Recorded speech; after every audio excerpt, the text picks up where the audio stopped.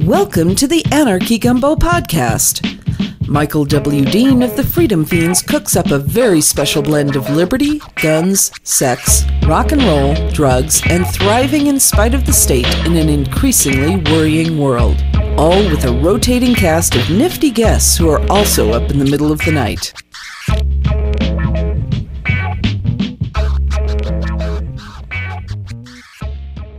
Speaking with Scott on the mumbles. How you doing here, Scott? I'm all right. How's it going, man? I'm good. It's snowing here in Casper, Wyoming. How's it in Austin, Texas?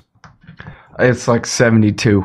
Fuck you. Oh, by the way, it's okay to cuss on this particular show. Okay, good. Good. If sometimes it's not. But this is Michael W. Dean on the Anarchy Gumbo. On the Gumbo today, we have Scott Horton from Anti-War Radio. How you doing, Scott? I'm doing good. Thanks for having me here. Thanks for being had. So, can I ask how old you are? And I'll explain what... I'm 35. Okay, and I'm 47. The reason I ask that is I want to talk a bit about historical context of various wars and, like watching them on TV and reaction to them. Like I was anti-war before I was, anything else that defined myself. Like I was anti-war at like age 5, watching the Vietnam War on TV in 1969 and just going... This is horrible. This is not what they teach us in kindergarten, and it just didn't make sense to me. So what was your journey to being anti-war and to liberty, which is related anyway? Well, let's see. I don't know. I really don't know. It's, a lot of little things, I guess.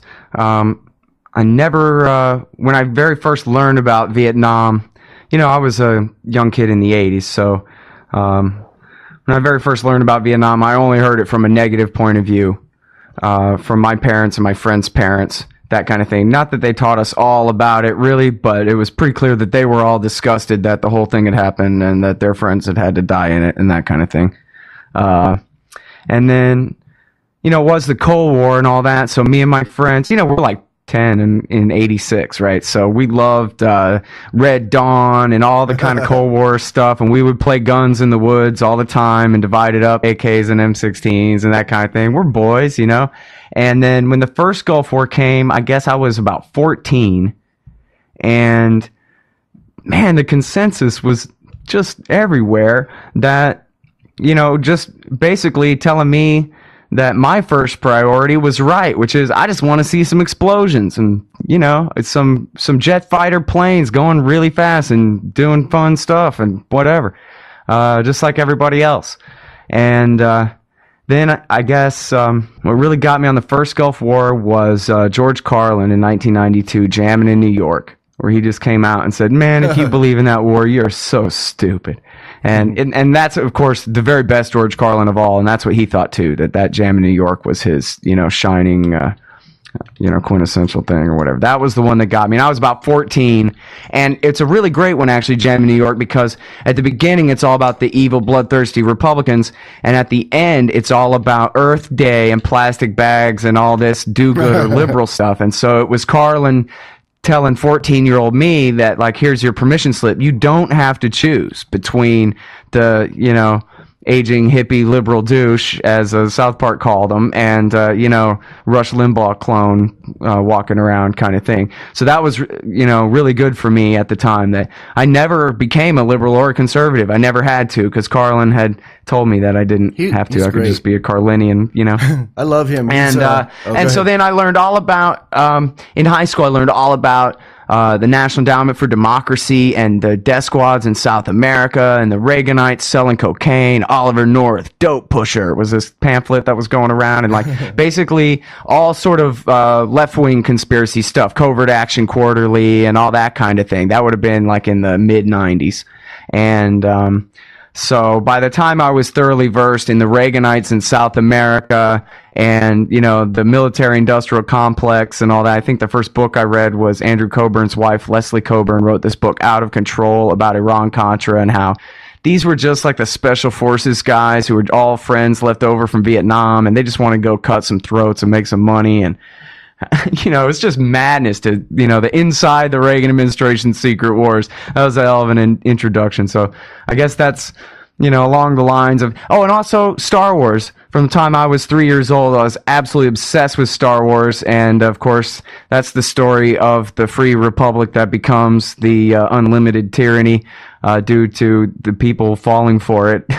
And, they don't get taken over and defeated by the Empire. The Republic becomes the Empire and destroys itself. That kind of thing is the story of Star Wars. So I learned that lesson well at a very young age, too. Cool. Can you back off your mic about 2 inches? I can't control the different volumes in here, and you're clipping on your end. I'm sorry, man. Am I? That's all right. Check, it's because when we did the sound check, you were just talking, and then you got excited. That's yeah, that'll happen. It's kind of like, do you play music in a band? No, I don't. I have no musical talent whatsoever. Thanks. Well, when you do a sound check with a band in an empty room and then it fills up with people, it's totally different. It's kind of like that, and the band gets excited and turns up to 11. So yeah.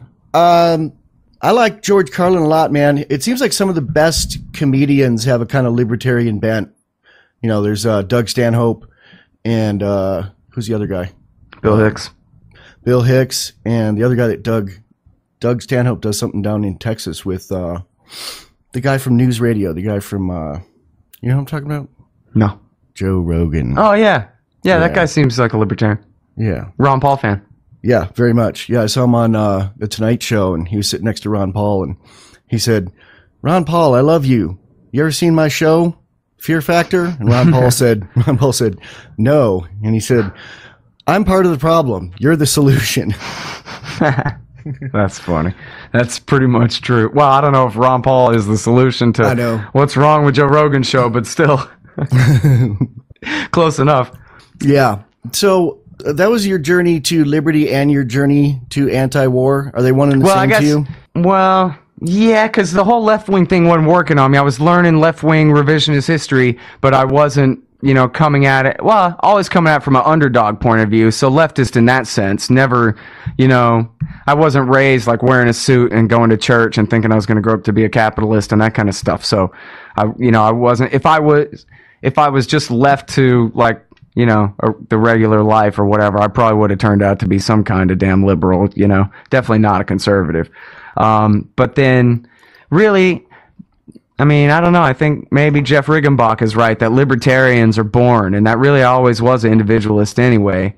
And by the time, I guess Harry Brown, when he ran for president in 1996, that was the first.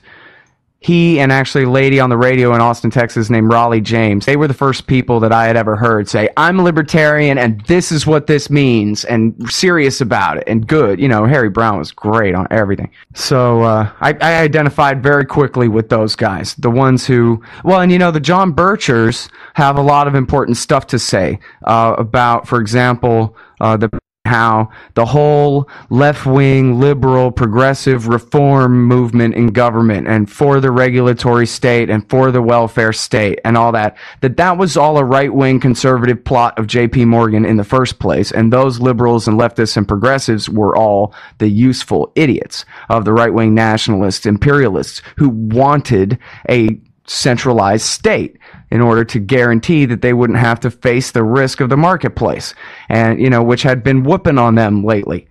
And so even though the Birchers have more of a conspiratorial view than I would subscribe to now, that goes off the rails in some ways or whatever, and they're conservatives and I'm not, they still had something going for them there, that this whole dichotomy where business versus government and government versus business is really a lie, and that we live in a fascist country really because the Democrats made it that way. That kind of thing impressed me early on, and that's the kind of thing that Harry Brown and the libertarians aren't conspiracy theorists, but they understand that very same principle, that the Ford Foundation of zillionaires finances every left-wing radical for the last 90 years for a reason. Yeah. Were you ever a Bircher? No, never right-wing. Never a conservative at all, but I did buy a copy of Waco, The Rules of Engagement from them. Yeah, I like them. I have issues with them, but as far as right-wing people go, or Republican people go, or conservative people go, they seem to have it going on more than anybody. Yeah, I liked them a lot more before they got rid of the heroic William Grigg. from Pro Libertate, who's great. He was what was the greatest thing about the John Birch Society. In fact, right after September 11th, their first issue of the New American came out, and it was all about the firefighter heroes and indulging in all that kind of thing. That's okay.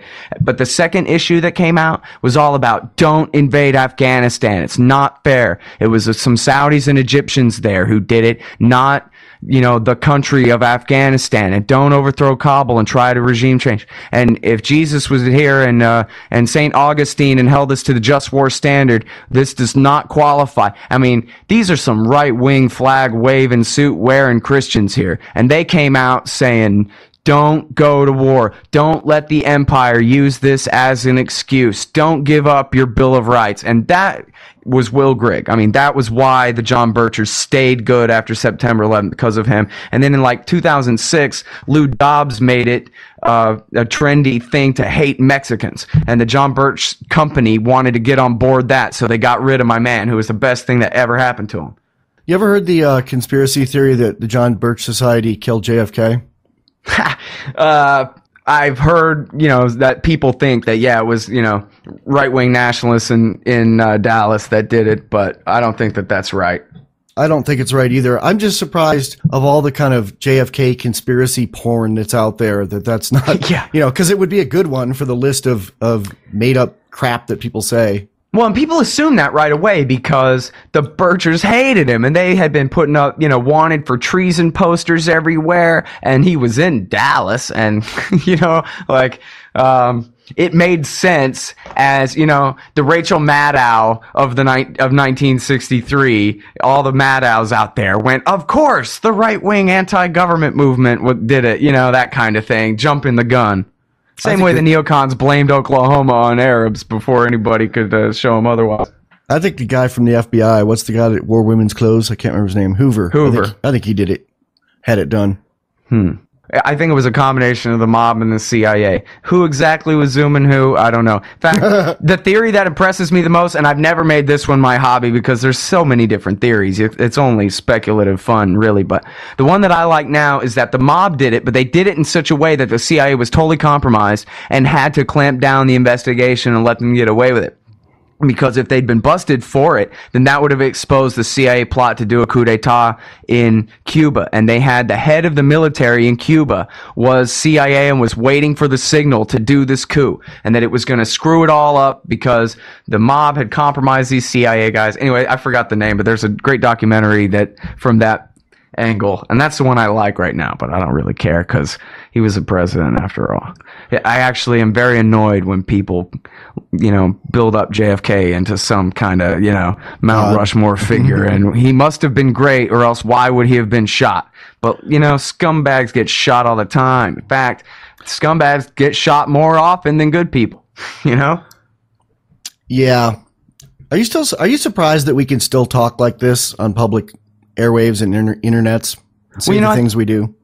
I think about that sometimes, but the answer's pretty obvious that nobody really cares. We have our niche, and so maybe we'll be happy and pat ourselves on the back when we grow our niche a bit, and we can all thank Ron Paul 10 million fold for all the new anarchists in the world, because for a Republican, he sure does create a lot of anarchists wherever he goes. But at the end of the day, the American people don't care whether, they're against the Afghan war, but they don't really care. They're against the Iran war, but they don't really care. They're against the Patriot Act, but they don't really care. They're against the National Police Force, the DHS, but they don't really give a shit, man. They're not going to do anything. They're not going to do anything. They refuse to even categorize these most important things ever as important at all. After all, Rick Santorum, now he hates the queers, and I like that. That's the kind of thing that'll get me to vote for a man. And so,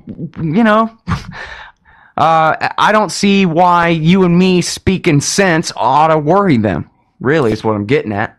I'm blown away at how much Ron Paul is getting quashed by the GOP machine and the left and right media. It's GOPs, historically are white Anglo-Saxon Protestants, and Ron Paul is a ethical guy and also happens to be a white Anglo-Saxon Protestant, and they're fighting over, should we vote for the Mormon or the Catholic, Yeah, it's funny, but you know what they hate more than Mormons and Catholics, those born-agains, is peace.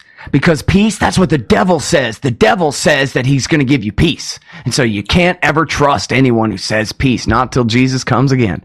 I'm from Texas. I've heard that one before. You born and raised in Texas? Well, I moved here when I was 3 months old. I'm sorry, but almost. From where? You born in New York City? No, born in Florida. Born in Florida, moved to Texas, very young. I was making a Hank Hill, King of the Hill joke. Because he's a true Texan. I'm sorry that I missed it, because that is a good Hank Hill joke. He's born in the ladies' room of Yankee Stadium in New York City. But you know what? Florida is a pretty embarrassing place to be born, too. Because it's not the South. It ain't nothing, man. It's just... You ever been to South Florida? It's a terrible place. Is that Fort Lauderdale? My brother lives there. I've been there. Is that mid-Florida? Yeah, that's where I lived for the first 3 months of my life. Yep, I've been there. There's no hills. There's nothing to look at. The ocean's on the wrong side of everything. It's ridiculous. He lived next door to a swamp. The first night I was there, I heard like a monkey being eaten by an alligator and screaming bloody murder, man. I was like 8. It was horrible. That's pretty rough, man. Yeah, my friend and business partner and best friend in the whole world, Nima Vedati, is moving to Austin in a bit. He should meet him at some point. He's a good guy. Sounds good. Sure. He quotes you on Freedom Feens quite often, or talks about. You know, someone told me that actually. Someone in the chat room mentioned that. So cool. Tell him I'm happy to meet him and show him all 4 of our freeways. Yep. Oh, he's from there. He grew up there, okay. But he moved to. He went to J school at University of Texas, and got a journalism degree, and came to Casper, Wyoming, and became a news anchor. And that's where I met him, and we made that movie Guns and Weed, The Road to Freedom. You have a chance to see that yet? No, and I have it right here. I just haven't gotten to it. I'm the worst. And I'm sorry. That's all right. I will, and then that will be the occasion for an interview of you on my show. It'll be great. Cool. And then you can go have coffee with Nima or something when he gets there. I probably know 10,000 people in the world that I sort of know them. I've met them, or they know my name, or I know their name, or we've exchanged emails, and know a lot of people in person. Of the 10,000 people I know in the world, my wife is the coolest, and Nima is the second coolest. So I have pretty high standards, and I know a lot of people, and he is the second coolest person I know. Wow. So that's a pretty ringing endorsement then. Yep. All right. Well, I'll take that to heart. Cool, man. Did you ever read the book from 1970 called Future Shock? No. Is that the first of the Toffler books? Yeah. It is?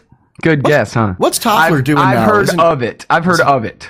Isn't Toffler working for the military industrial complex now somehow? I have no idea. As a consultant? I don't know. Yeah. You know who is that other visionary futurist Kurzweil? You know him? Kurzweil's a visionary. He's a visionary motherfucker. He invented optical character recognition, voice synthesis, did a lot with computer music, synthesizers, and made billions of dollars, many millions of dollars. Wrote this amazing book called what's it called? He wrote a bunch of books on the future that I really liked, and about what year computing technology will surpass the human brain, which is I think 2024. And but he's a big statist, works for the army developing drones and robots and things like spy bots and hummingbird bots and things like that. That's horrible. Or even just advising the scientists who do, bring in the team leader every once in a while. But Future Shock by Alvin Toffler. This book written in the 70s. It was a bestseller. It was really dry. It was about 600 pages, kind of read like a doctoral thesis, and I think it may have been.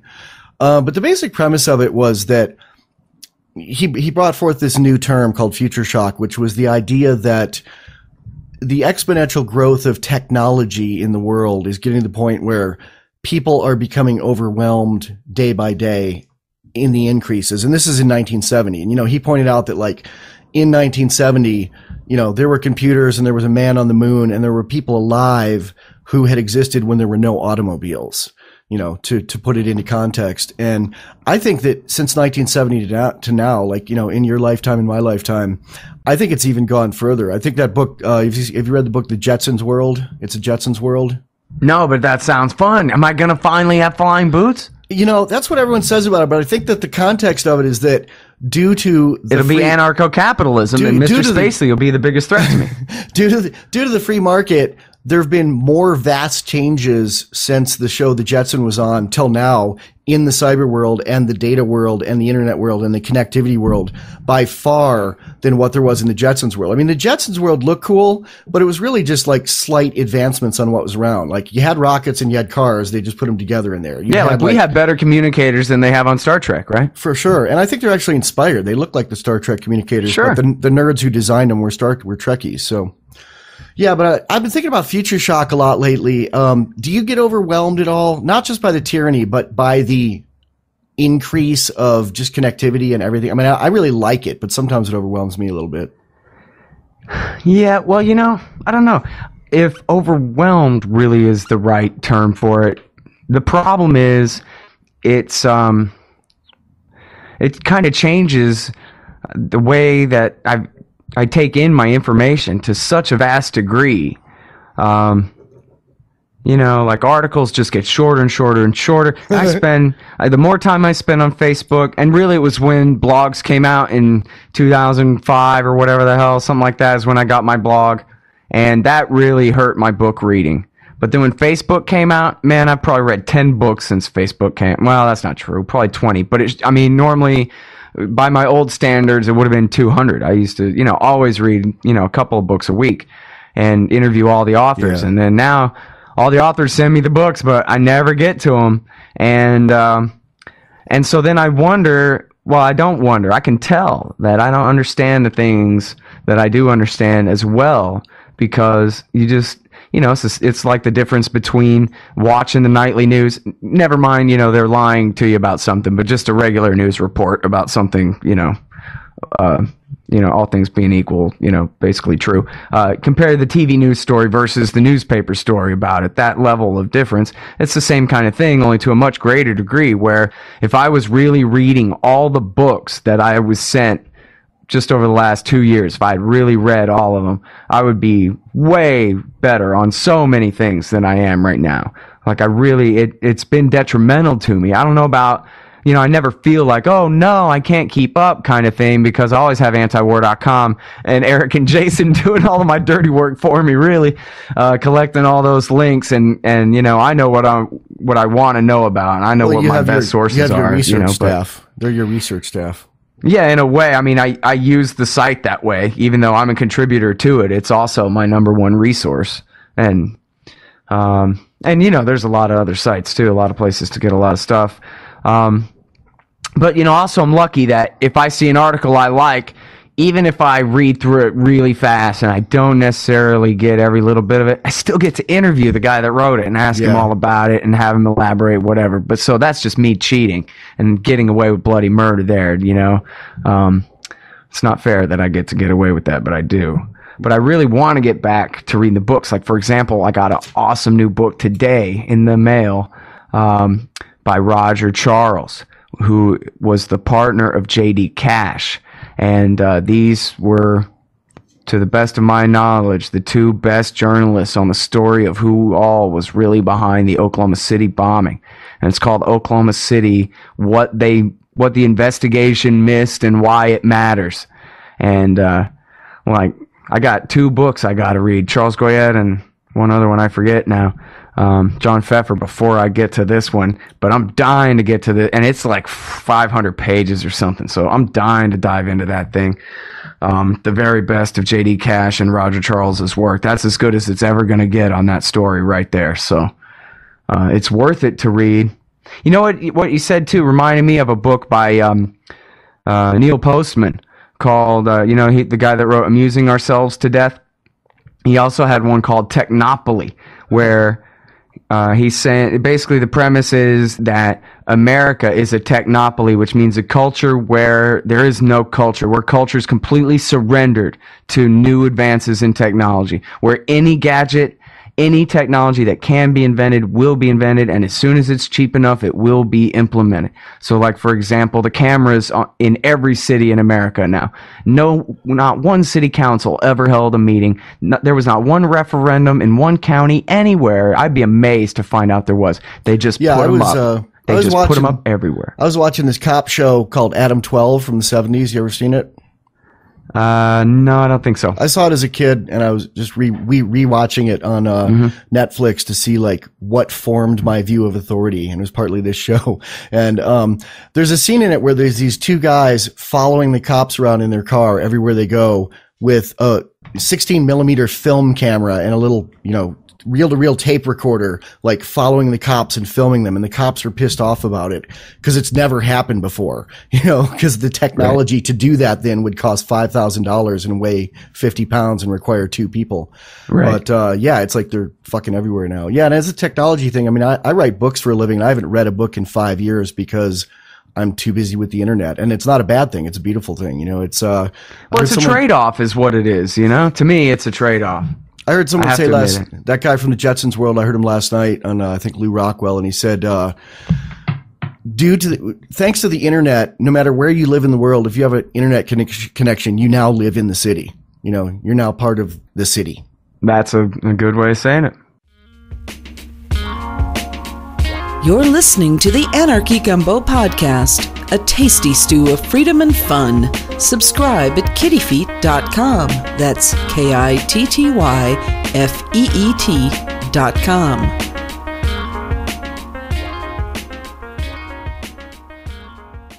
So, I want to ask you a little bit about your show and your history with it, and do you make a living at it? Yes. One of my primary responsibility, my primary responsibility for antiwar.com is the interview archive. So, whatever radio show I'm doing, almost all, 99 out of 100 interviews are about foreign policy anyway, pretty much, because that's all I care about anyway. So, or stuff that's close enough, domestic police state stuff, national security state kind of stuff, So that's one of my responsibilities for them. And then, of course, I'm also an assistant editor, and I'm responsible for other things as well there. But that's how I make my money off of the show. I basically have a job at antiwar.com, and that's one of my responsibilities is coming up with interviews. So I'm basically I insist on being on some kind of radio anyway, even if I just got to sit here in my own living room talking to myself or something. So I figured out a way to, somebody's interested in my interview archive. It's Eric Garris and his audience. I'll pitch Nima as an interview again. His dad is from Iran and moved here right before the revolution, and he grew up in Texas, but he's an ANCAP anti-war guy who has an interesting take on it, which, basically comes down to don't blow up my grandpa. Cool. Hey, does he write articles? He can write. I've never seen him write an article. He's done a lot more spoken stuff, video stuff and spoken stuff, but he helped co-write, the text in the movie, and he's great at it. And he's that might be okay. I mean, I guess typically the way I do the show is I don't go by the person. I go by the thing that they wrote that I want to ask them about. Basically, is the structure. So I guess, if there was a specific YouTube where he's making a specific case or something that I'd like to follow up on, that kind of thing. Otherwise, I don't know how to conduct an interview unless I'm saying, yeah, but you say here this, but what about that kind of thing, Yep. Get Makes right sense. to the heart of the matter. So since this is a podcaster's podcast and a radio man's radio show, ask you a little about tech stuff. What kind of microphone gear, processing, compressors, preamps, etc. do you use? And are you using it all now? I am using it all now. I'm sitting in my office where I have all my radio rig. Let's see, I guess after Chaos Radio got shut down for the second time in what would have been, I guess, say 2006. Since then, I had to basically start from scratch and build my own kind of home studio, one little piece at a time. And so I have my one computer that's dedicated to streaming out to LRN and recording the show. Then I got my main computer that also plays, like if I want to play Ron Paul audio on the show or whatever. And then I got a Yamaha board and a Gentner XAP TH1 foam patch and two DBX compressors. How much did the phone patch cost? The phone patch, and I think this company went out of business or something, but a friend got this for me on eBay for, I think it was $200, something like that. Because we looked. It's a good little piece of equipment. Yeah. It's very sturdy and reliable. 200's cheap for that. I mean, was it used or new? Oh, I think it was like new. Yeah, because I've looked into that, and like, you know, the rack mount ones are like with balanced outputs are like $700 to $800, and what we just did. It's been quite a few years since I got this thing, but it couldn't have been more than 5. Yeah, but we looked into that, and we're like, we don't want to be, you know, when we did Freedom Feens for a year, and then we started doing the Freedom Feens live on Sundays in addition on LRN, and we just didn't, you know, it's like I could have come up with the money, but I really didn't want to for that, and what we did was we just have a second computer running Skype, and we got a paid Skype number, which is $18 every 3 months. And then just put the inputs and outputs into the mixer. And it sounds pretty damn good. We have callers call in on phones or on Skype, and it just goes into the mixer. Cool. Yeah, I need to work that out. What, getting Skype into your show? Yeah. Like, for example, right now I'm talking to you on this Mumble, but you're not being recorded on my recorder. Only I am. Well, you actually the way it's coming in and whatever. So I don't know if I'd need a whole new laptop or how the hell I would work that out. To record with Mumble, that little red button on Mumble, if you hit that, you'll start recording on your end, both of us. It'll get both of us if I just record it inside the Mumble program itself. Yeah. But I'm also going to have this up probably 2 hours after we're done talking. So. No, I just meant that for example. Yeah. I just, you know, I'm plain old telephone service here because what the hell do I know? Not much. Yeah, well, you wouldn't need to go to what I'm talking about unless you wanted to be able to take, since you have a solution that works. Actually, no. I would like to be able to take phone calls from my callers in a way that's workable live and stack them up on hold and have them know that they're the one I'm talking about when I say you're the one who's next. You know, typically that would mean a in their ear, right? As the phone patch tests the line, that kind of thing. Then they know that they're the one who's up. I haven't been able to work that out, and I'd love to hear ideas now or later. Or I can send you my blog post on how we're doing this with Skype, but we do not have the Skype can put people on hold, but the way we're doing it on the show, you actually hear the little Skype do when I hate all that, man. That's got to get all cleaned up. It's got to be better than that. Or otherwise, I mean, the way I do it, I have a phone, but I just call my guests with it, and that's it. I still haven't been able to figure out, and I'd love to take calls. I'd make the whole show structured around taking calls, even for the guests too, probably, if I could figure out a way to do it other than, you know, paying to have 10 lines installed and 800 number and all this crap. And everybody says, "Oh, I know what to do," but it's never really right. No, I've heard it all. I know what to do, and it would work, and I'll send you a blog post on it. Basically, you'd spend $18 every 3 months for a Skype number, which is they give you a real phone number in whatever area code you want. And in some area codes, you can even pick one that spells something. We couldn't find one in Wyoming, but, and then you'd have it on a second computer with Skype. You'd have it going into a channel on the mixer that's turned down. And then you'd just watch the Skype out of the corner of your eye, and you'd see when there's an alert of someone coming in, you'd answer it. You'd be answering it on the air unless you had a second person there to screen it. And a submix on the mixer, but that might be a solution. What kind of mic do you use? We need to work that out. A Sennheiser, just a regular directional stage mic. Oh, because I don't have like a soundproof studio or whatever. Yeah. It's just an office at my house, so I figured just a plain old dynamic mic that doesn't pick up the crickets down the block like my mic does. Nothing too fancy. Yeah, and it picks up more than plenty. Thanks. Yeah, I use a condenser mic for Mumble recordings because it has better clarity. And then for the weekly podcast that I do with Dima that's not live, we both use ribbon mics, which have just an unbelievably sexy, like 50s sound. It's great. Cool. Yeah, we're geeks. We're fucking geeks. I'd like to know more about that kind of stuff, but I'm just trying to figure out the hell's going on in Syria, you know? Maybe my preoccupation with this kind of stuff is part of how I am not overwhelmed by what's going on in Syria. It's my drug, you know. The tech stuff's my drug. Yeah. Well, I basically have learned just enough to get by. Is my level of technical skill. Your stuff sounds good. It sounds good. Yeah, and normally, I mean, if I hadn't said let's do Mumble and hook all this crap up, what would you have done? Phone call with me or Skype with me? What would you normally want to do? Yeah, what I would have done is I would have just called you on my phone. And then however you receive it. And then I would have hit the phone patch button and I would have talked to you through my microphone and hope that, microphone, mixing board, phone patch, phone line sounds better than just talking with the handset microphone. Yeah. And that's a gamble. I don't really know. Maybe it's not as good, but I think it should be better. That's one reason I started this podcast. My voice sounds deeper at night. I need to move my show to nighttime.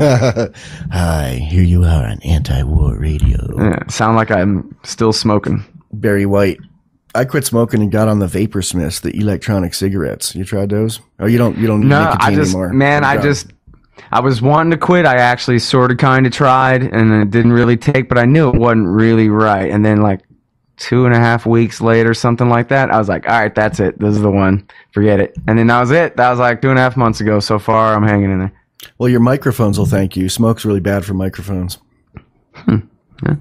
Sounds reasonable. Yeah, because it coats the diaphragm and makes it, or the element, whatever is receiving the sound, and makes it move less freely. Makes it heavier. It'd be kind of like if somebody put Vaseline in your ears, Right. I would not want that. Which is illegal in 7 states in the District of Columbia. Probably. How many gigabytes a day of downloads do you get from Anti-War Radio? Do you know? No. You got to ask Sneaker. Okay. Sneaker knows. Do you who's your hosting and what does it cost a month? Because I'm paying like $75 a month now for my hosting. All of my hosting is donated. Nice. I got some really good fans. I got one guy named Dan who ever since 2003 said, "Oh man, you need a place to put your audio? I got a server.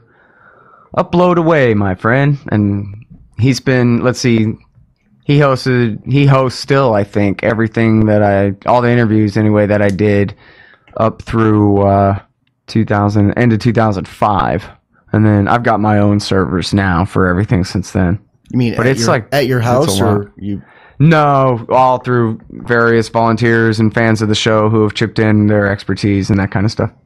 We did something interesting this week that a fan helped with that I'll turn you on to, which is something I think more Liberty people should look into. While we are paying for our hosting, which is in California for the freedomfeens.com site and for kittyfeet.com, which is the Anarchy Gumbo podcast that you're on. That's a domain that I've had since 1976. It was like my first domain on the internet, and I just kept it and decided this is what, instead of going and getting anarchygumbo.com or something, I was like, Kitty Feet isn't doing anything now. Let's do something cool with that. You've had that URL since 1976? Is that 96, what you said? 96. Did I say 76? There were not. Yeah, you might have. And I was thinking, wow, man, are you from DARPA or something? Yes, I am from DARPA. No, I got on the web in 1995, got a website in 96, was on the internet in about 92 at the San Francisco Public Library when I lived there using Gopher. And actually the first time I touched a computer was in 1974. I played tic-tac-toe with the mainframe at Dartmouth College when my sister was going there. But no. Cool. Yeah. No, but what we did was we have a fan in Prague, Czech Republic, who had a bunch of server space, but it wasn't set up for web server. It was set up for FTP, which is just download like through a really simple, it looks like a bunch of folders on your computer. And he donated a bunch of gigabytes of that to us, and we put all of our backcasts and our Guns and Weed movie for free download on there, and then registered the domain. He registered for us the domain name freedomfeens.cz, which is a Czech Republic domain. And what the advantage of that is that is not controlled by the United States Internic. So it would be kind of SOPA proof. It'd be a lot harder for the government to bring down that site. So if the government decided that Freedom Feens was a threat to national security, or, they found a blog post where we grabbed a picture off the internet of a cat and used it for something, and said that's a copyright violation and took us down, which I think they may start doing at some point with some law to Liberty sites, our .cz site would still be up. It would take like NATO to take that down, or the EU, Which can be arranged too. Don't test them and give them a blueprint, Well, we call it the Freedom Feens drone-proof media bunker, so we're taunting them already. So you got pets? I do. I have a big white cat with one eye named Man, who will scratch you and does not like anyone. And then I have another dog and a cat that came with the wife. Wow. Nima's got a one-eyed dog. It's a Malamute or a Husky, or no, it's a Malamute that he got, and it only had one eye. It functions fine unless there's like a creature coming up on the blind side of it. It gets kind of nervous. Yeah. Cats are man's great. been just fine. Cats are great. Cats are kind of libertarian. Dogs are kind of socialist, but I still love them. But Yeah, I see what you mean. yeah. So sex. I ask everybody about sex. Do you want to talk about sex? No, come on. Let's talk about Syria. Okay. Talk about Syria. Okay, I got a question for you. Are you a gun guy? No, not personally. I mean, guns are fun, but honestly, I've never been able to afford them. I don't have a thing for them. I've shot them a few times and always enjoyed it. But I'm, of course, all about gun rights because I'm an individualist. So I'm always for guns, even if I'm not, all about them myself. But maybe I should be. Maybe I should get like a big badass Desert Eagle or something. What do you think? Well, if you ever want to get a gun and don't want to spend a lot of money, call me up or email me, and I'll give you some suggestions for different types of guns that would, for under $200 or $300 that would be good choices. I guess that's one of the reasons too that I haven't really got into them is because I think there's so much to learn about them. It's and a whole nother all the world different too, kinds. Yeah. It's like I'm not a drinker, but there's so many different kinds of beers, and if you want to be an expert in this one's a little hoppier and this one's a little maltier and blah blah blah, you can go on forever like that. And it's sort of like JFK conspiracy theories. It's a black hole. You know what I mean? There's so many things to learn about guns. I'd have to just give up foreign policy and learn about guns now. You wouldn't have to, though. I mean, you could also just buy a snub-nose 5-shot revolver and get a pocket holster and just stick it in your pocket. I mean, yeah, it is an endless amount of depth to fall into. I mean, it's the same thing with computers and with liberty, but really it's like, it isn't, liberty boils down to don't hit other people and, keep your word, don't aggress on others and keep your word. That's liberty. That's fucking liberty right there. And that'd be having a stub-nose revolver in your pocket. Are you a Richard Mayberry fan? Yeah, I am. I actually wrote a book called The User's Manual for the Human Experience, which extrapolates on his only 2 rules of life and applies them to kind of self-help with getting bad people out of your life. It's a libertarian self-help book. Yeah, I'm a fan of his. I've not read a lot of his stuff, but I read a blog post about the only 2 rules in life, and it just slayed me. I was like, this is what I've been fucking looking for my whole life, Yeah, he sums it up real well, doesn't he? Yep. Yeah. I kind of like his whole theory too he calls it chaos stand, where he sort of goes through the history of how the individualist kind of flavor of the Enlightenment started getting more collectivist as it headed eastward. And then Marx came, and Hegel was a big blow to Locke, and all Hegel ever wanted to be was Locke, right? But he kind of screwed it all up and made it a very collectivist statist kind of liberal Enlightenment. And then Marx was the death of liberalism forever. And that geographically speaking, I mean, this is hyperbole, obviously, when you're talking about ideas spreading or whatever. Oops, sorry about that. But it quit spreading east. And so for him, and this is a pretty black and white way of looking at things, but for Mayberry, he just says, pretty much Germany too, but certainly everything east of Germany is chaos stand, where nobody respects property rights, and they never will, and of course then his lesson is, so stay the hell out of there with your military, because you're never going to be able to remake it in your image. You're never going to be able to tame it like America's Old West or something like that. So just leave them to their devices, because it's always going to be warring tribes of people fighting, and we should not turn ourselves into barbarians trying, in the name of, it's all narrow, selfish interests, of course, but always claiming that it's a white man's burden type of Coney, build a democracy under Hamid Karzai kind of a project, and he's saying, just give it up. Quit trying, because it won't ever work. Not until they learn John Locke, and that ain't going to happen because Marx already ruined it. Who's a Mayberry fan is Jack Endino of Sub Pop Records, who produced all, the first few Nirvana records and everything on Sub Pop. Kind of surprising. just interesting. He's a sort of buddy of mine. He was a fan of my band Bomb, my band from San Francisco back in the day. And I learned about Mayberry from Boston Tea Party, who is a guy I like a lot. I like his stuff a lot. He's I read one book by him. Which one? I forget, but it's yellow and it's about protecting your rights from the cops. You and the Police. Exactly. Great book. That was my introduction to liberty, and that's what quotes Mayberry. Really?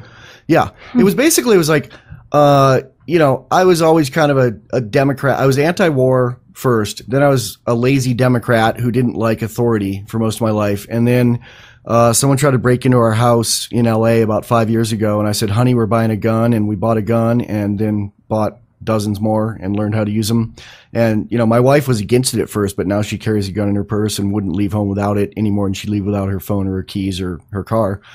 And what happened was we bought the gun, you know, we bought one shotgun, and then we started to study the laws in California, and we were like, we're going to be criminals. We're honest people, but we're going to be criminals in California because the gun laws are so narrowly defined.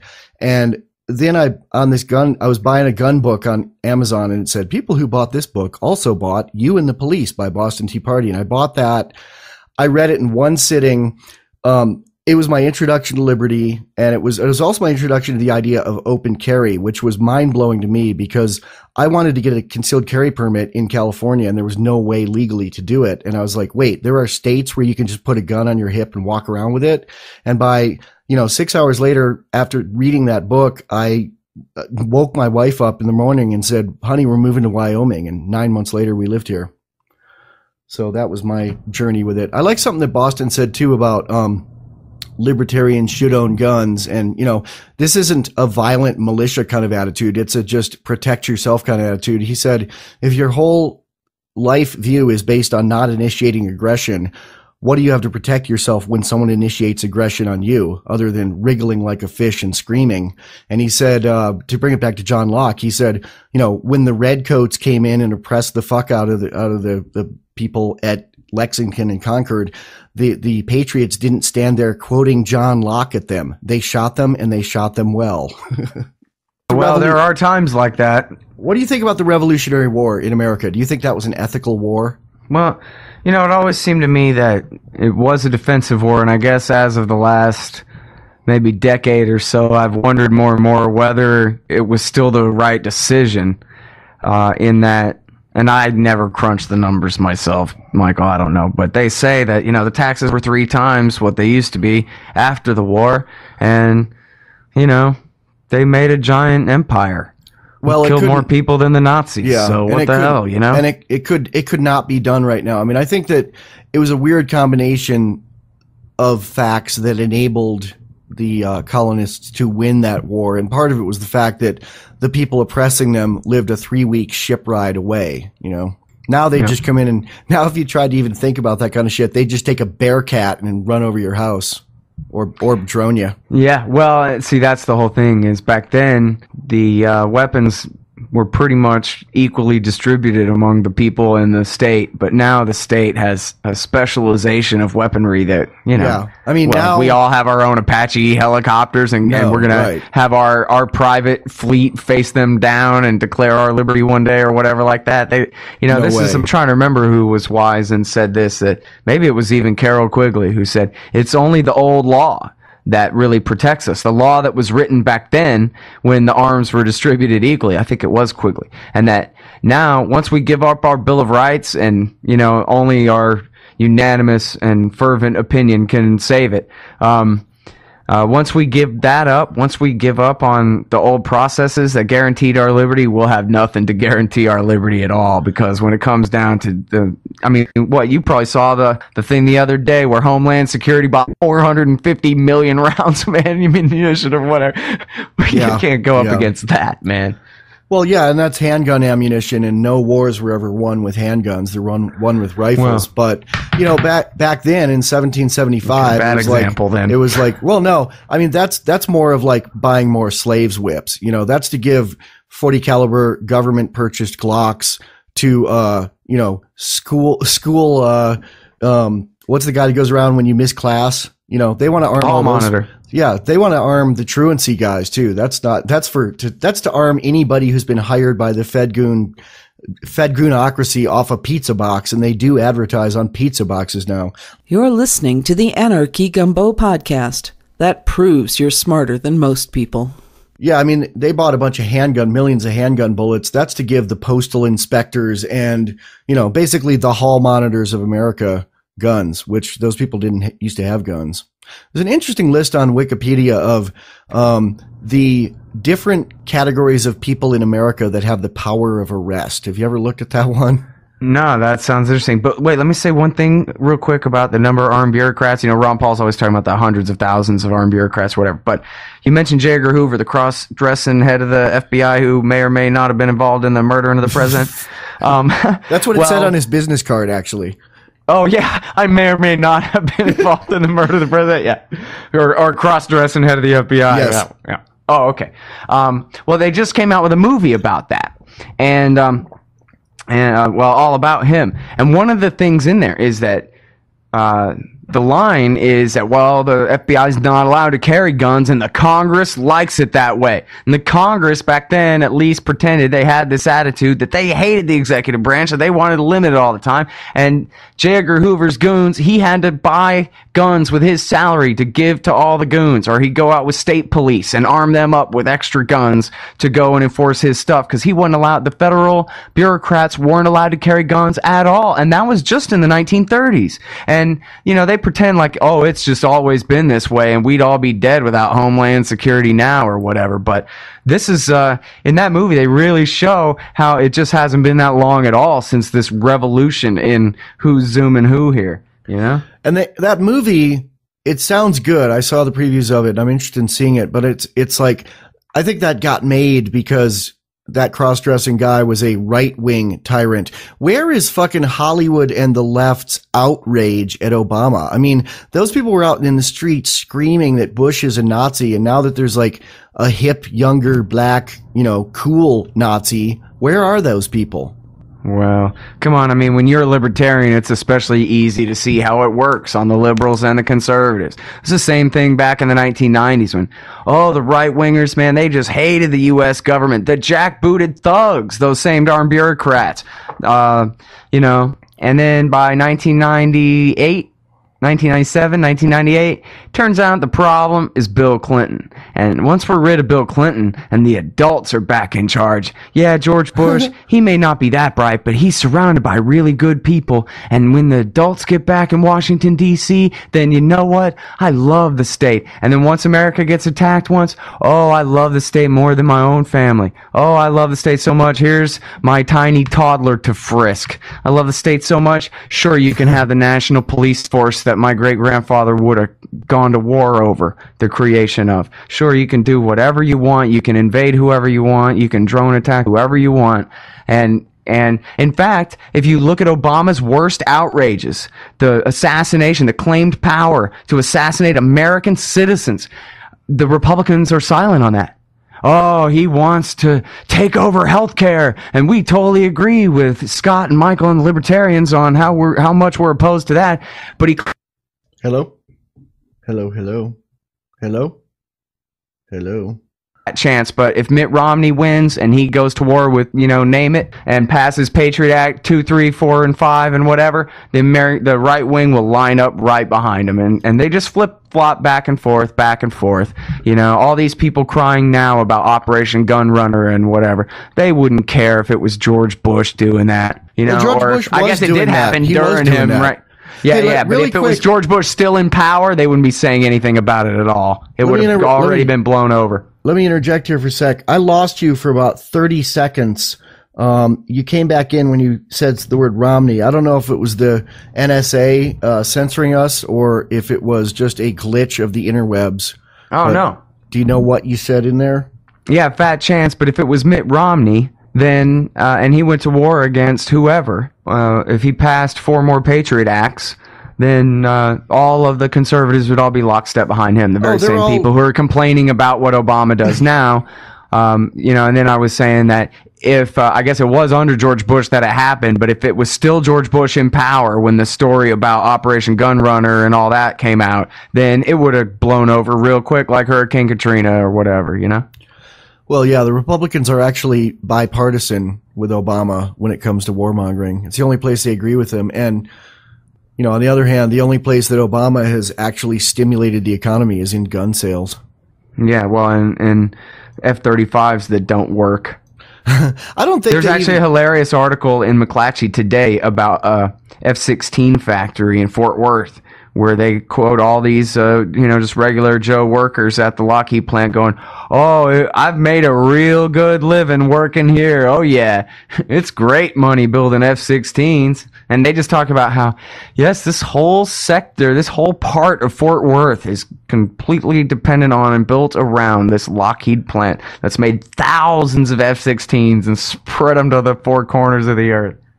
That's part of that's the biggest part, I think, of undoing the cult of the state, undoing the church of the state, which, you know, I heard an interesting thing the other day. Do you know a guy named Bad Quaker?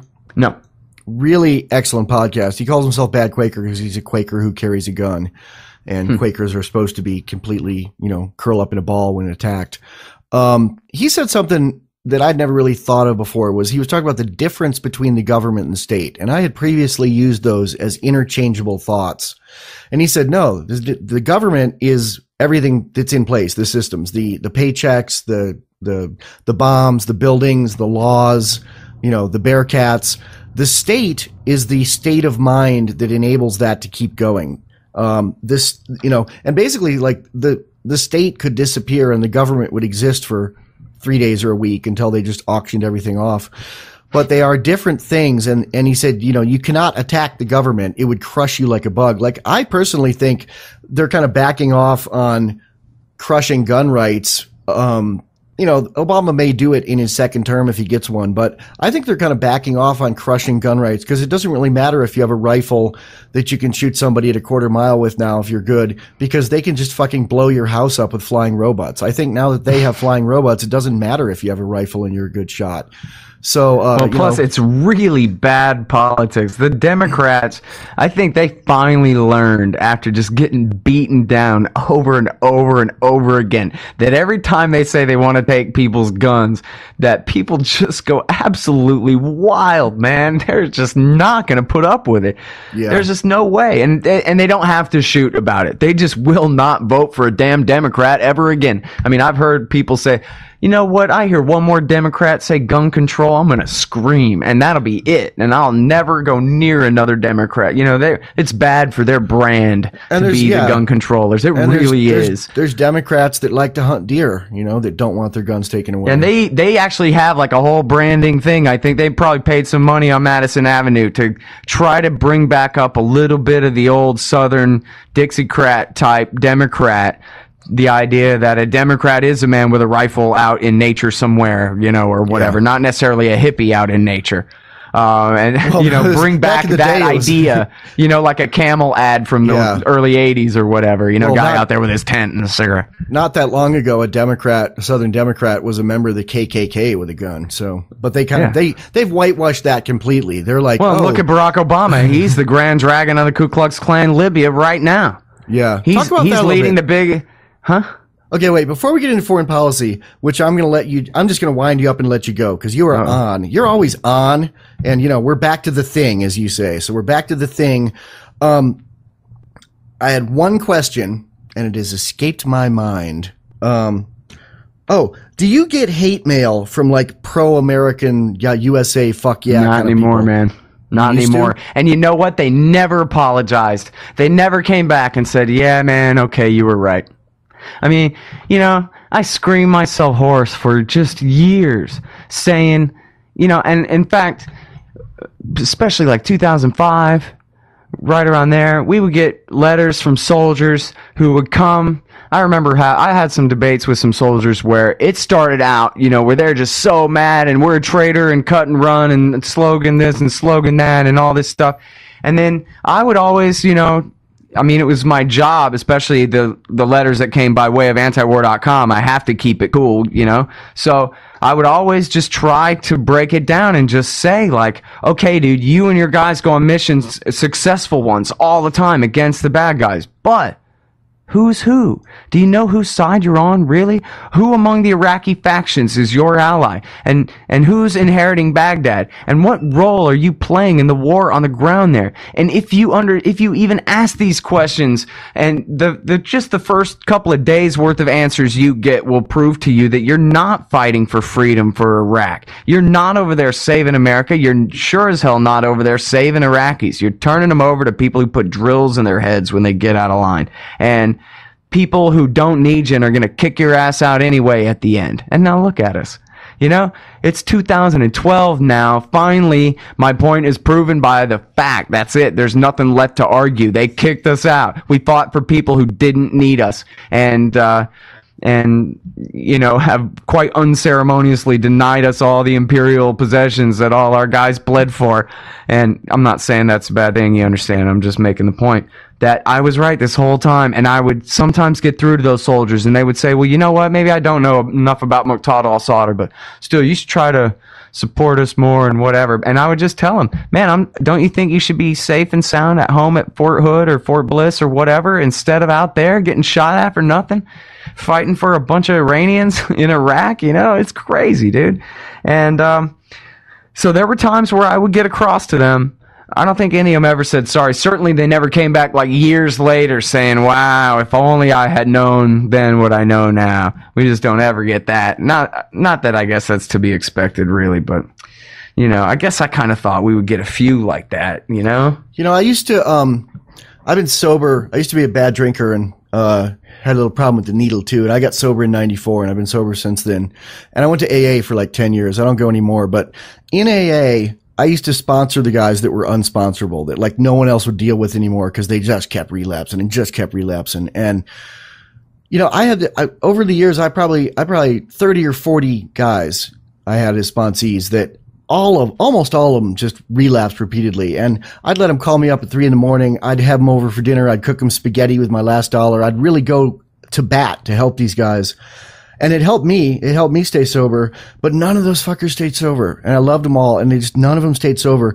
And like 5 or 6 years after I quit doing that, I started getting letters for emails. Those guys would find me on Facebook or find me on the internet before Facebook and be like, hey, I want to thank you because you took time with me when no one else would. And I finally got it. I've been sober for 3 years now, and you helped me back in the day. And I got like 6 or 7 letters like that. And then I heard from other people that a couple of those other guys stayed sober and never contacted me either. So, you know, we plant the seed and then we move on, I think is what it is with Liberty. You know, I use AA methodology with Liberty. You know, I plant the seed and I go on and I try to carry the message and not carry the addict, but carry the message. And I think it's the same thing with Liberty. So I think you're reaching people and I think you're making a difference. And just because they don't send you a plaque and a ham doesn't mean you didn't get through, you know? But I love ham.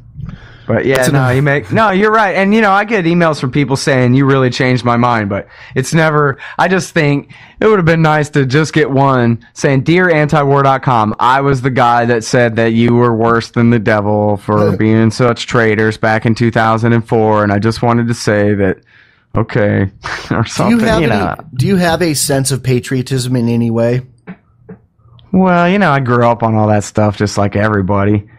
More to Texas I'm from than America. Here, you know? Yeah, I really do have a lot more like emotional tie to Texas than the U.S. as a whole. My wife grew up in Texas and my best friend did, so I understand how there's almost more nationalism for Texas than there is for America in Texas. You know, I mean, that's how it used to be, I think, back in the days, you know, like Thomas Jefferson always considered Virginia his country and America was just the union that Virginia was part of kind of thing. That's basically how Texans look at it. I think it's probably not that way in all those square-shaped states out there, you know? Well, you know, speaking of the square-shaped states, you know, Wyoming, and when people say, where do you live, and I don't want to tell them right away, I say I live in one of the square states, which means the ones that are shaped square, but it also, they're kind of square, but they're also, I like living in them better because I can walk around with a gun and, you know, it's a bunch of right-wing tyrants instead of left-wing tyrants like it was in California, but the right-wing tyrants tend to leave you alone as neighbors more and leave you alone on the street more and get less up in your business. You know, they don't care so much if you want to smoke a cigarette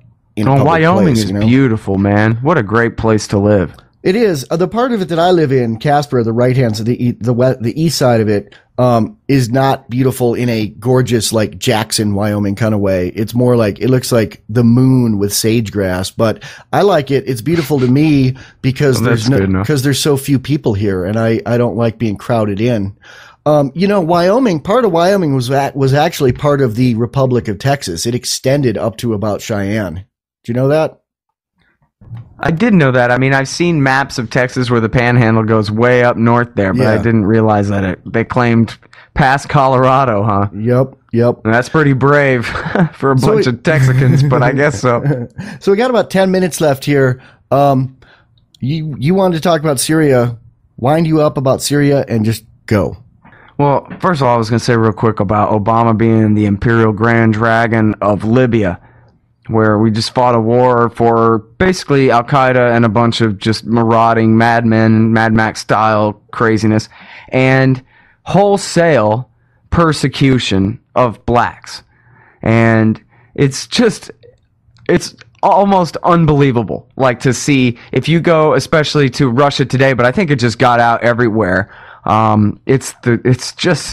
Anyway, it's Libyan blacks rounded up and being held in a zoo on their knees, handcuffed with Libyan flags, rebel flags stuffed down their throats. And this is all just based on the rumor that, they all work for Gaddafi somehow, or they're all, this terrible foreign element. That's the excuse, or they're all mercenaries for Gaddafi or whatever. And a reporter that I've talked to for years now, David Enders, who's now writing for McClatchy, he interviewed like a score of women in this refugee camp who the marauding bandits that America just supported in the war there are coming in every night and mass raping them. And I mean, it's good journalism. You can read it. It's by David Enders at McClatchy. It's madness going on over there. And they just decided ever since Gaddafi got shot in the head that just forget it. We came, we saw, he died, and now never you mind about Libya anymore. Well, if you want to go back to where's the outrage, there's this just constant, everyone's lips are talking about this Trayvon Martin case of this, this black kid got killed, and Obama came out and said, and it's a terrible situation, and nobody really knows which side is in the right on that, if either of them. And Obama came out and said, if I had a son, he'd look like Trayvon. I saw a comment the other day of, I saw a picture, someone posted a picture of Al-Awlaki's kid, the 16-year-old American citizen. Right. Yeah, it's going out on Facebook. And it said, it was a picture of him, and it said, if Obama had a son. If Obama had a son, he'd really look like that guy. That guy looked like Obama's kid. Where's the outrage, man? Yeah, I don't know. Well, people... And there's been so many of these, whether you talk about the different plague outbreaks that are about to happen or whatever, it almost makes me want to believe like the worst conspiracy theories about MK Ultra and whatever. But it's not even that. All it is just Walter Lippmann and propaganda. All it is just, Noam Chomsky probably wrote about it 25 years ago or whatever. The newspaper, particularly the Post and the Times, and then, therefore TV, they tell, especially, I mean, that's on news stuff, but on TV entertainment too, they tell people what to think, and people follow those cues. I mean, something that really, caught my attention was, I watch very little TV, but all of a sudden I started downloading entire seasons of Curb Your Enthusiasm and Penn and Teller bullshit and a few others, and I'm watching these things, a few of these different series, like season after season, kind of. And there's just no, and this is, the last decade. And there's just no mention of the war at all. The only reference to the war in all of Curb Your Enthusiasm is a soldier in the background at the airport. I mean, that is it. There's no character in any TV show where, Jimmy, the neighbor kid or whatever, is always on the computer reading about the news and complaining. They don't even have a stereotype character like that. Jimmy, who's, never mind antiwar.com, how about just reading and complain about the war at all? You don't have any character like that anywhere in popular music, on television, and so people just follow that cue that stuff, it just doesn't matter. I've been watching these shows from the 60s, Adam 12, these cop shows that I watched as a kid. Every third episode has a bunch of anti-war demonstrators in it. The cops are called out to deal with the anti-Vietnam War demonstrators down at the college who were breaking windows or so. You know, most of them are peaceful, and then one of them is breaking a window or making a bomb, and the police go deal with that. But it came up back then. Let's put it that way. Right. And, I mean, it really, to me, is something to behold. I remember I was sitting in my truck in L.A. waiting for somebody, and I had an antiwar.com sticker on the back window of my truck, and this kid and his girlfriend walked by. The kid, he's 22, 23-year-old kid or something, and he just goes, anti-war. Like, Jesus. The way he said it was just the idea that anyone could give a shit at all to be against war was so foreign to him. It was like the sticker said pro rollerblader or something. It was just like, are you fucking kidding me? Anti-war? Like, that is the stupidest, most irrelevant thing. Now, all of that was packed into his voice, I swear. That was in it. Anti-war. Well, I think that... And it wasn't that he was pro-war. It was that he didn't care about that at all. He never heard of someone caring about that. Yeah. I think in the 60s, it was closer to home because everybody's dad had gone to World War II, and you know, some of them came back missing parts of their body, and if they didn't, they certainly probably told some horrifying stories around dinner. So people knew about it.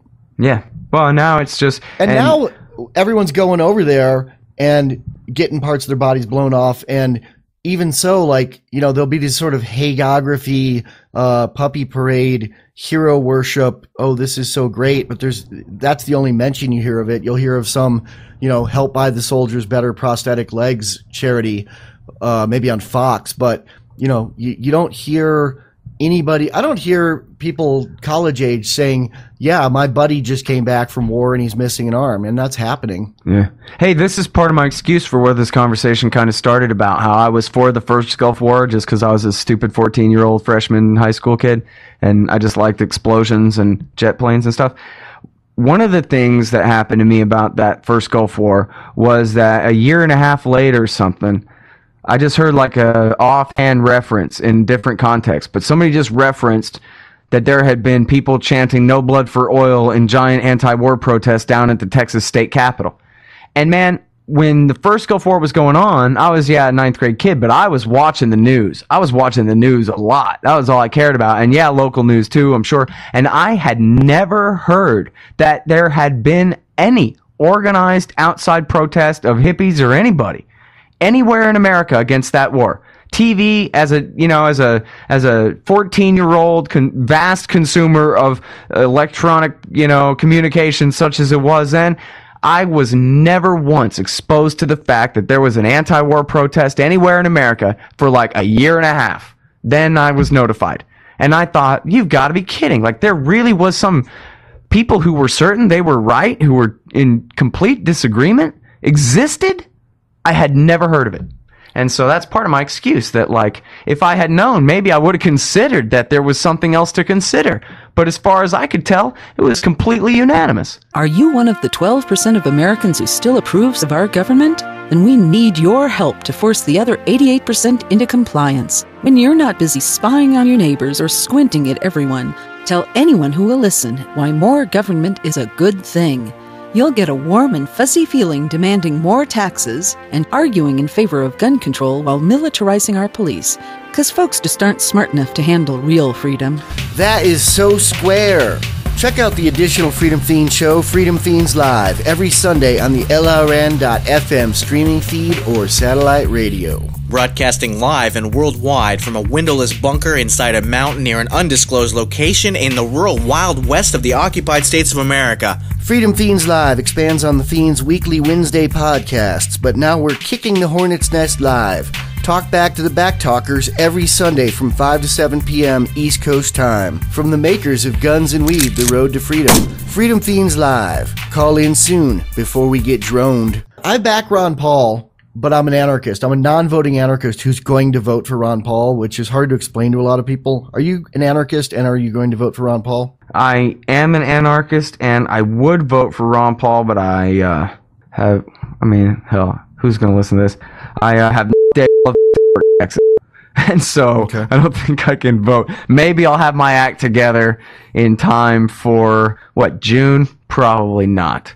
But I certainly would And the last time I voted was for Ron in the primary last time. And he certainly is the best person ever to be a politician, and the best politician, certainly in American history, maybe in the history of all parliaments ever anywhere. Nima and I have a theory that Ron Paul, at this point, is secretly an anarchist who's still playing the role of a constitutionalist because he's cast himself into it over the decades. And we have a theory that when he's done with politics, he's going to come out in writing or in an interview and just say, I'm an absolute anarchist. I think that government is an initiation of aggression and don't like it. We're basing this on a couple wordings of things he's had similar to that, talking about, the aggression of the state in some of the Republican debates. Do you think that's possible? I think he is certainly a libertarian, a little L libertarian, which means that the non-aggression principle. And, Ron Paul's no dummy. He's certainly, hell, he knew Murray Rothbard. They were great friends. He certainly read his Rothbard. And who could argue with that, man? I mean, hell, I don't know. He certainly is a plumb line libertarian. I think has just made, a strategic decision which is, I think I even made a bumper sticker like this, that like the U.S. Constitution, it ain't perfect, but it's a hell of a lot better than this.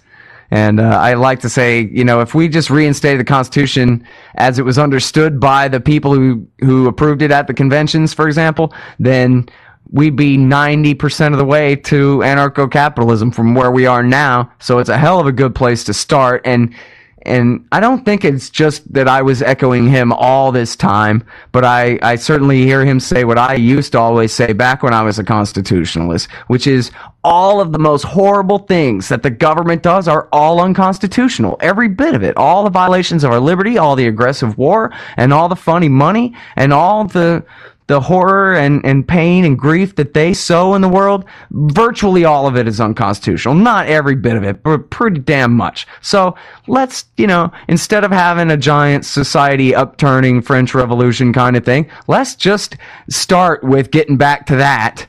And then, I think if Ron Paul was the president and after 8 years he had repealed almost everything and we were back to the Constitution at 1791 level of legislation or some dream come true like that, and then the rest of us wanted to go ahead and abolish the state the rest of the way, I think he would probably not stand in our way. I think he would go ahead and resign and fade off into the sunset. Do you think he's going to become president? Oh, wouldn't that be nice? Wouldn't that just be a dream? Oh, man. And the thing is about it is, I'm sorry, because I do sound like, all utopian and misty-eyed and whatever over him. But the fact is that there's so much good that he could do by simply stopping some of the worst of the bad.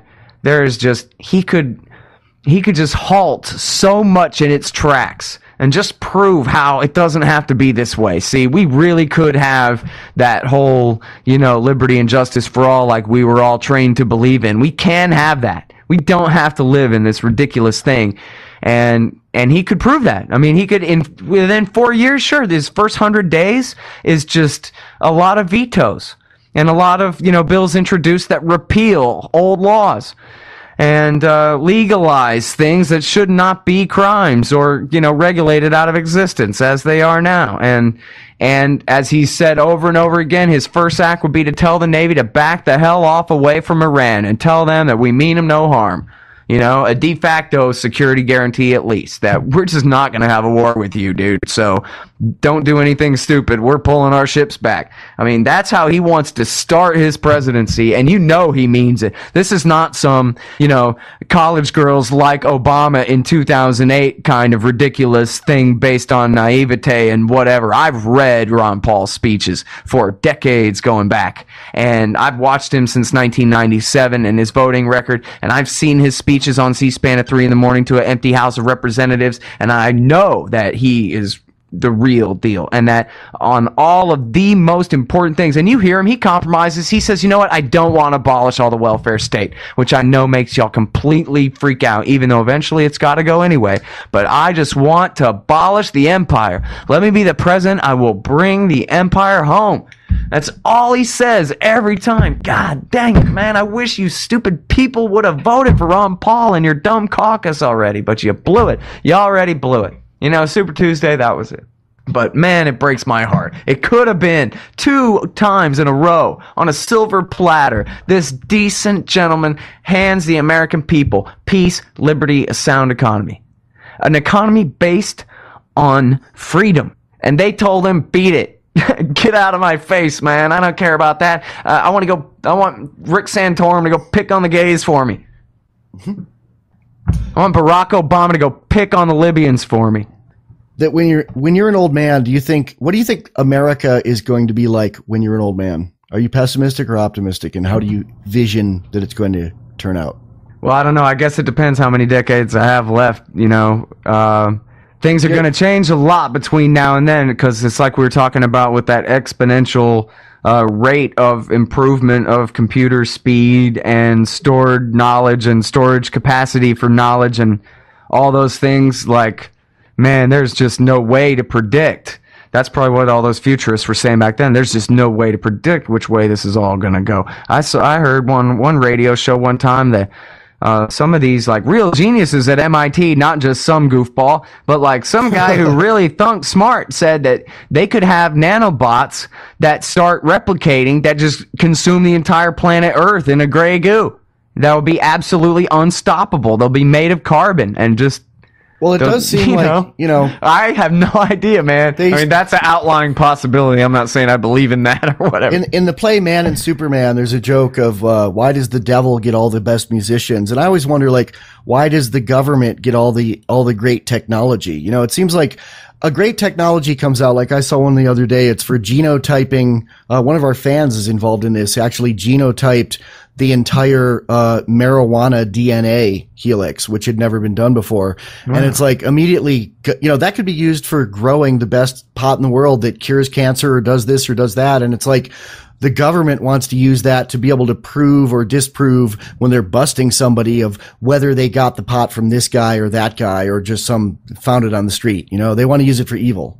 Man, they are evil. To a man with a hammer, everything's a nail. To a man with a skateboard, a curb. To a man with police power, everything is a violation, an offense.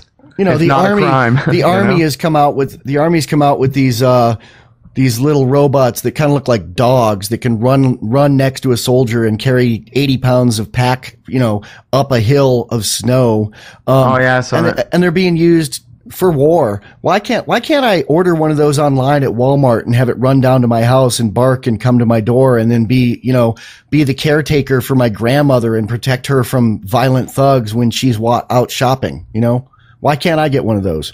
I don't know, because there's wars for Israel to fight. Yeah. So Ron Paul, man, talk more about Ron Paul. I like him. Well, one thing is, it occurred to me when I saw... And we gotta wrap up in about 3 minutes here, but let's talk about Ron Paul. Well, yeah, I'll say this fast. People should read what that man wrote if they never did before, take some time to really delve into his archives. He's got some really smart stuff there. A lot of fun to watch on YouTube, that kind of thing. But when I watched the Iowa caucus, and it's all too little too late anyway, I guess, but I saw on C-SPAN, or one of these channels anyway, showed one of the Iowa caucus meetings.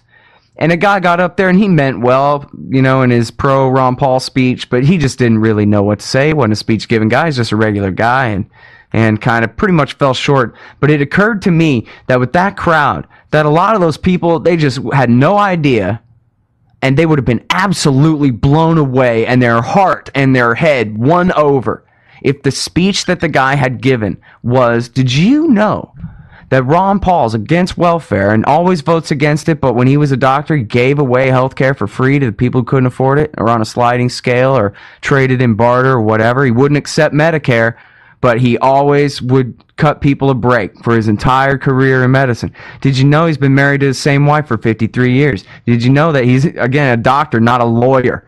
That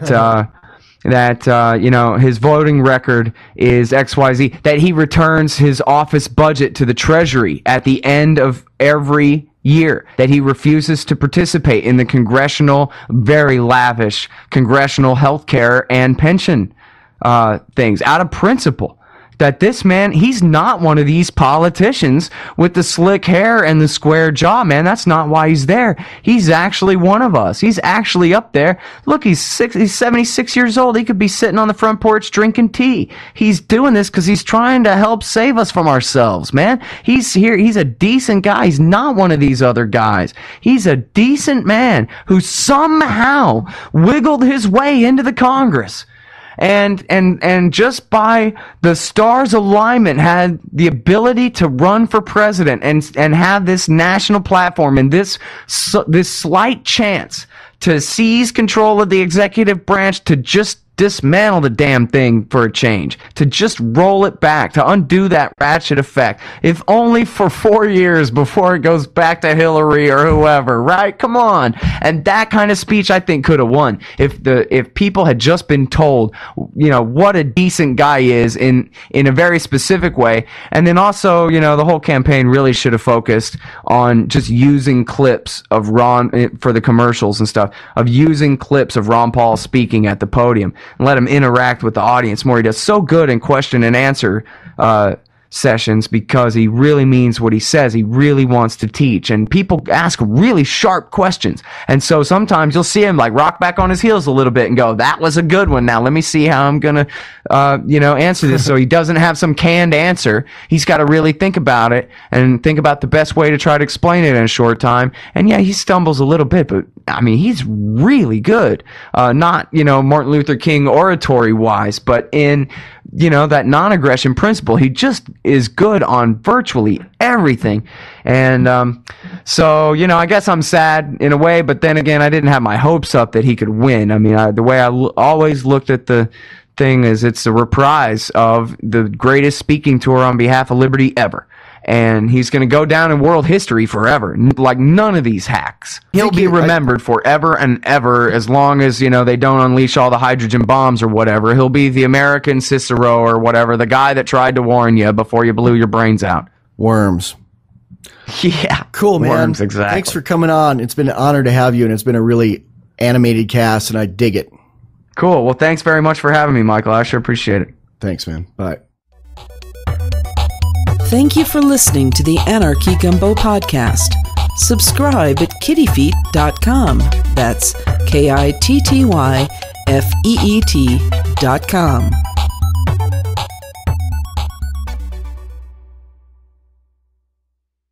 All with a rotating guest on a spit, barbecued for your pleasure. Outtakes, yay.